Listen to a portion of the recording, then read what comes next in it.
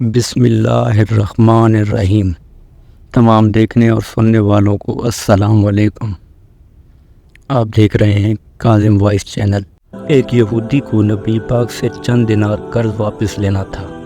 ایک دن آپ راستے میں جا رہے تھے اور وہ یہودی آپ کے پاس آیا اور اس نے کہا، جب تک آپ میرا قرض ادا نہیں کریں گے اس وقت تک میں آپ کو یہاں سے جانے نہیں دوں گا۔ نبی پاک نے فرمایا، اس وقت ادائیگی کے لیے میرے پاس کچھ بھی نہیں ہے۔ یہودی نے کہا، جب تک آپ میرا قرض واپس نہیں دیں گے میں بھی آپ کو یہاں سے نہیں جانے دوں گا۔ آپ نے فرمایا، اگر یہ بات ہے تو میں تیرے ساتھ یہاں بیٹھ جاتا ہوں۔ یہ کہہ کر آپ اس کے ساتھ بیٹھ گئے۔ جیسے جیسے وقت گزرتا گیا آپ کے صحابہ وہاں جمع ہوتے گئے۔ جب انہوں نے یہودی کی ایک جسارت دیکھی تو انہوں نے اس کو سزا دینے کا ارادہ کیا۔ آپ نے انہیں ہر طرح کی کارروائی سے روک دیا اور فرمایا کہ تم دور چلے جاؤ۔ حکم رسول کے تحت صحابہ دور چلے گئے۔ سورج لمحہ با لمحہ گرم ہو رہا تھا اور اس کی تپش سے آپ کو اذیت پہنچ رہی تھی، یہاں تک کہ آپ کے چہرے مبارک سے پسینہ بہنے لگا۔ اس کے باوجود آپ نے کسی طرح کے غصے کا اظہار نہ کیا اور نہ ہی کوئی سخت جملہ کہا۔ آپ سارا دن وہیں بیٹھے رہے اور ظہر، عصر اور مغرب و عشاء کی نمازیں وہیں پڑھی۔ پھر رات چھا گئی۔ آپ نے رات بھی وہیں بسر کی اور فجر کی نماز بھی وہیں ادا کی۔ صحابہ یہودی کو ڈرانے دھمکانے لگے۔ آپ نے فرمایا، تم اس سے یہ کیسا سلوک کر رہے ہو؟ صحابہ نے کہا، یا رسول اللہ، اس کی یہ جرات آپ کو یرغمال بنا کر اپنے پاس بٹھا لے۔ نبی پاک نے فرمایا، اللہ نے مجھے اس لیے نہیں بھیجا کہ میں کسی ہم پیمان یا کسی اور پر ظلم کروں۔ جب دن چڑھا تو یہودی نے کلمہ اسلام پڑھتے ہوئے کہا، اشہد ان لا الہ الا اللہ وحدہ لا شریک لہ واشہد ان محمدا عبدہ ورسولہ۔ میں اپنی دولت کا ایک حصہ راہ خدا میں دیتا ہوں۔ میں نے آپ کو اس لیے نہیں روکا تھا کہ میں آپ کی توہین کروں، اس ذریعے سے میں آپ کے پیمانے صبر کو آزمانا چاہتا تھا، کیونکہ تورات میں آپ کی یہ صفت پڑھی ہے، محمد بن عبداللہ مکہ میں پیدا ہوگا اور طیبہ کی طرف ہجرت کرے گا۔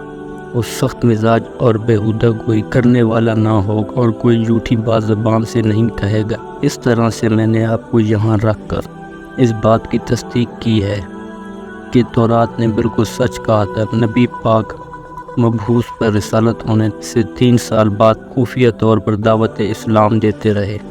اس کے بعد اللہ تعالیٰ نے آپ کو حکم دیا کہ آپ کھل کر اللہ کا پیغام پہنچائے اور لوگوں کو خدا کی طرف دعوت دے۔ میں حج شروع ہوئے تو پورے جزیرۃ العرب سے مکہ کی طرف آنا شروع ہوئے۔ نبی پاک گوئے صفا پر چڑھے اور آپ نے بلند آواز سے فرمایا، لوگوں، میں اللہ کا رسول ہوں، تم اللہ رب العالمین پر ایمان لے آؤ۔ لوگ آپ کی طرف متوجہ ہوئے اور انہوں نے تعجب سے اعلان سنا اور سب کی خواہش ہوئی کہ وہ اعلان کرنے والے کو دیکھیں۔ پھر آپ صفا سے اتر کر مروہ آئے اور وہاں پر بھی آپ نے 3 بار یہی اعلان کیا۔ جب ابو جہل نے نبی پاک کا یہ اعلان سنا تو اس سے سخت غصہ آیا۔ اس نے زمین سے ایک پتھر اٹھا کر آپ کی پیشانی پر مارا، جس سے آپ کی پیشانی مبارک زخمی ہو گئی، خون بہنے لگا اور آپ کا پورا چہرہ مبارک لہو لہان ہو گیا۔ اس کے بعد تمام مشرکین آپ کو پتھر مارنے لگے۔ نبی پاک مجبور ہو کر کوہ ابو قبیس پر چڑھ گئے اور ایک چٹان کے پیچھے جا کر چھپ گئے۔ مشرکین نے بھی آپ کا تعاقب کیا لیکن آپ کہیں دکھائی نہ دیے۔ ناکام ہو کر انہیں واپس آنا پڑا۔ اسی حسام پہ ایک شخص نے حضرت علی علیہ السلام کو واقعہ کی خبر دی اور کہا کہ میرا خیال یہ ہے کہ محمد مارے جا چکے ہیں، نعوذ باللہ۔ حضرت علی علیہ السلام کو شدید دکھ ہوا اور آپ ام المومنین خدیجۃ الکبریٰ سلام اللہ علیہا کے پاس آئیں اور ان سے کہا، میں نے سنا ہے کہ مشرکین نے نبی پاک پر سنگ باری کی ہے اور بعض لوگوں کا یہ گمان ہے نبی اکرم شہید ہو گئے ہیں۔ آپ روٹی پانی اٹھائیں اور میرے ساتھ انہیں تلاش کرنے کے لیے چلیں، ممکن ہے ہمیں ان کا کہیں نشان مل جائے۔ آپ وادی پر نظر رکھیں اور میں پہاڑ کے دامن پہ نبی پاک کو تلاش کرتا ہوں۔ آپ روتے ہوئے آگے بڑھے اور آپ کہہ رہے تھے یا رسول اللہ ہمیں جواب دیں، آپ کہاں ہیں؟ میری روح آپ پر قربان، آپ کس وادی میں بھوکے پیاسے ہیں؟ آپ نے مجھے اپنے ساتھ کیوں نہ لیا؟ حضرت خدیجہ رو رو کر فریاد کر رہی تھی، کوئی ہے جو نبی مصطفیٰ کی خبر دے؟ کیا کسی نے انہیں کہیں دیکھا ہے جو مجھے اس سے متعلق بتائے؟ اس وقت جبرائیل امین علیہ السلام رسول خدا پر نازل ہوئے۔ ان کے پیچھے ملائکہ کی بہت سی صفیں تھیں۔ انہوں نے نبی پاک سے کہا، اللہ تعالیٰ نے آپ کے فرمان کی تعمیل کے لیے بھیجا ہے، اگر آپ چاہیں تو اس قوم کو تباہ کر دیں اور ان کا دنیا میں کہیں نام و نشان باقی نہ رہے۔ نبی پاک نے فرمایا، میں نبی رحمت بن کر بھیجا گیا، میں انتقام کا حامی نہیں ہوں، پروردگار میری قوم کو معاف کر دے، وہ مجھے جانتے نہیں ہیں۔ جبرائیل علیہ السلام نے نبی پاک سے کہا، خدیجہ سلام اللہ علیہا آپ کو تلاش کر رہی ہیں۔ خدیجہ کے رونے سے آسمان کے فرشتوں کو رلا دیا۔ آپ انہیں جواب دیں، خدا کی طرف سے اور ہماری طرف سے سلام پہنچائیں اور انہیں جنت کی بشارت دیں۔ نبی پاک نے خدیجہ اور حضرت علی علیہ السلام کو صدا دی اور انہیں اپنے پاس بلایا۔ دونوں شخصیات آپ کی خدمت میں حاضر ہوئیں۔ انہوں نے آپ کی پیشانی پر پٹی باندھی اور گھر لے آئے۔ جب مشرکین کو معلوم ہوا کہ نبی پاک اپنے گھر آ چکے ہیں تو انہوں نے گھر آ کر محاصرہ کر لیا اور سنگ باری شروع کر دی۔ حضرت علی علیہ السلام اور حضرت خدیجہ سلام اللہ علیہا آپ کا دفاع کرنے لگے۔